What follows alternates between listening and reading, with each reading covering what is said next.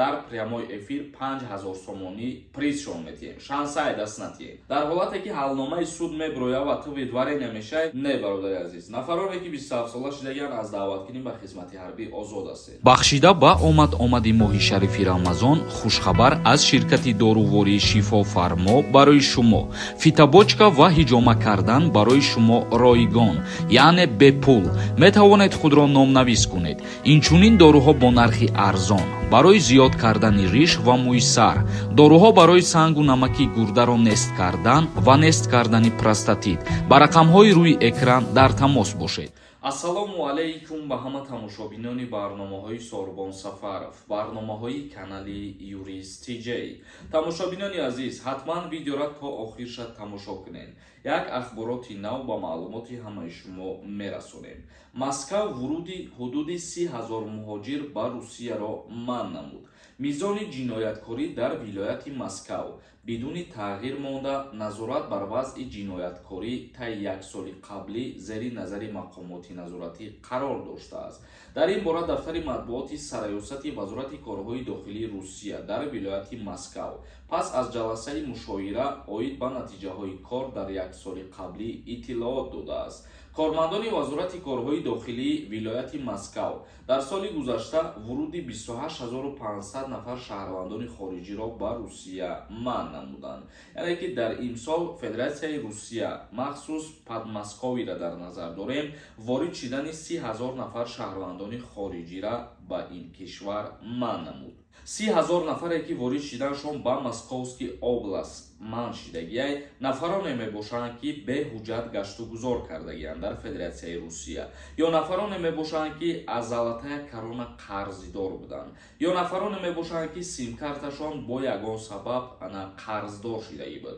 мисол мегирем, агар дар ҳолате ки дар Федератсияи Русия қарор дошта бошед шумо ва симкартае ки истифода мебаред, дар ҳолати ба ҷумҳурии Тоҷикистон омадан ҳамун симкартатон қарзидор бошаву шумо қарзи ҳамура пардохт накарда ки омада бошед, ҳамирам сабаб мешавад ки шуморо запрет навиз кунанд. ба ҳамин хотир махсус ба Московский област ворид шидани 30,000 нафар шаҳрвандони хориҷӣ манъ шид.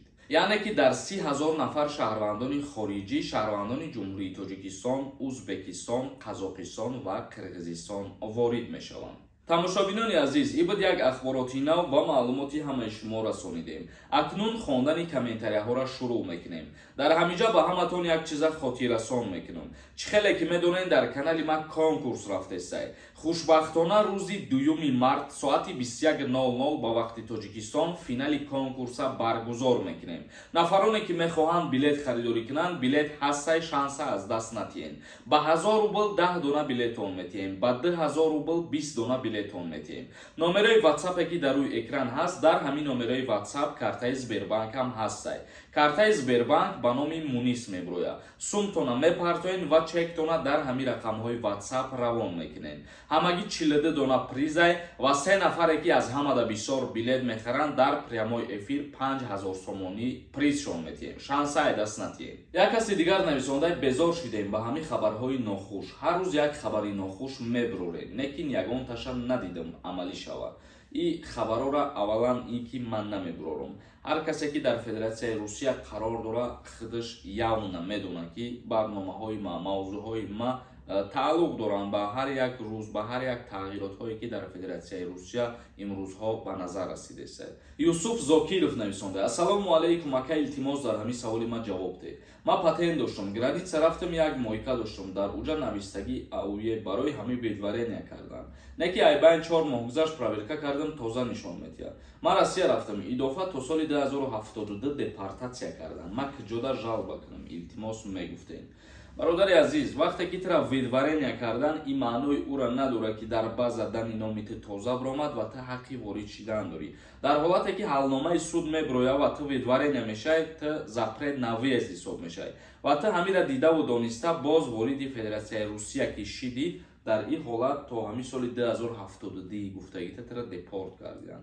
ба ҳамин хотир ин нозукиҳоро хуб ба назар бигиред ва ҳар касе ки видварения мешавад, бисёртар ҳамихе маълум мешавад ки баъди 60 рӯз дар база дани меброяд. оё запрет шид ё ин ки нашид, ё муҳлати будшавиш ҳам баъди 60 рӯз буд шидани срокаш дар база дания меброяд ки оё муҳлаташ ба охир расид ё ин ки не. Ба ҳамин хотир ман як одами боваринока ба тамоми шумо тавсия метиҳам проверка мекунед ки депортатсия дорен ё ин ки не. дар ин ҳамин рақамҳои WhatsApp муроҷиат кунед 100% гарантияш қатъи ҷавобтон мегардона, инчунин патентам проверка карда метавонад. як каси дигар нависонда ассалому алайкум акама 3 моҳа часнед омадагием метавонам дуюмбора граница равам биём. бале метавонӣ бародари азиз бе ягон мушкилӣ мешавад. Дилшод нависонда ассалому алайкум акаи Сорбон пешакӣ раҳмат. Як савол дорам, маро видварения кардан 3000 рубл штраф кардан. Ман метавонам обратно Москва омадан. Илтимос ака бародари азиз узри зиёда як даҳам бора ки ман ҳамин саволи шуморо ҷавоб додастам хоҳиш мекунам ки видеоро то охирша тамошо кунед ба саволҳои худтон ҷавоб гирем. дар ҳолате ки ту видварения шидагӣ штрафа меспорӣ вақте берун биромадӣ аз Россия дигар ҳаққи ворид шидан надорӣ, чунки аллакай ту запрет на въезд шидагӣ. Икром нависонда ассалому алайкум ака 27 солара хизмат мебарам. Не бародари азиз, нафароне ки 27 сола шидагиан аз даъваткунӣ ба хизмати ҳарбӣ озод ҳастед. Саидов нависонда ассалому алайкум акаҷон патенти мо як моҳшид нагирифтем намесӯза акаҷон ҷавоб дед. дар ҳолате ки ҳуҷҷат споридагӣ барои гирифтани патент пулша пардохт кардагӣ тайёр шида боша агар не намесӯза. вақте ки имкониятат шид рафта мегиришад. Аҳмад нависонда ассалому алайкум 1996 хизмат мебаранд истизон.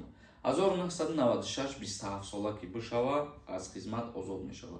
мисол мегирем соли таваллуди 1996 моҳи май ё июн зодрӯз доша боша даъват мешава. агар моҳи январ ё ки феврал зодрӯзаш боша ва 27 шида боша даъват намешава ба хизмат. Мирзо нависонда кам дурӯғ бугӯ, ҳамаи гапот дурӯғай. ҳамаи гапои ман дурӯғ боша барои чӣ иминенеми ту бори одамо медоем барномаҳоро ждад мекунед. охир пад маъқулат несте тамошо накард ай канали ман отписатсия ки тамом. Мирзоев нависонда ассалому алайкум акаи Сорбон регистратсияи ман тамом шидагиай. ҳозир споромша штраф мекунанд ё ин ки не. дар ҳолате ки регистратсия тамом шидагиай ва то дигари регистратсията гирифтан агар ки дастгират накунанд метавонӣ ки ай нав бигирӣ. агар ки дастгир кардан штраф и видварения. бобо нависонда 1994 аблава мебараша 1994 2-3 сол шид ба фикрам ки аллакай даъваткунӣ ба хизмат озодае. як каси дигар нависонда ассалому алайкум ака духтара модараш вафот кардагиай. моиндар дора ай чанд солагӣ мумкин аст ба шавҳар бирояд. як гапай дар қонунгузории ҷумҳурии Тоҷикистон 30 соли оила барпокунӣ мутобиқи кодекси оила аз 18 солагӣ муқаррар шидагиай. вале баъзе ҳолатҳое ҳастае ки мисол мегирем чӣ хеле ки худат гуфти ёзӣ модараш вафот кардагиаю моиндар дора. дар ҳамин ҳолат агар нафаре ки ҳамин духтара ба занӣ гирифтанӣ боша ва шароити нигоҳубин кардану шароити зиндагиро пеш бурдан дошта боша ҳаму мард дар ин ҳолат ба суд ариза менависонанд ва падари духтар ки зинда боша агар падари духтар дар суд розигиша метиҳад ки мисол розӣ ҳастае ки духтарша ба шавҳар битиҳад ва дар ин ҳолат суд ҳалнома мебурора пеш аз ба муҳлат расидан яъне пеш аз ба 18 солагӣ расидан иҷозат метиҳад ки ҳамун духтар ба шавҳар бирояд. атак мумкин нестае дигар. тамошобинони азиз ба ҳамин видеои имрӯзаро ҷамъбаст мекунем то барномаҳои оянда. худованд ҳамаи мо шуморо нигаҳбон бошад. renderforest.com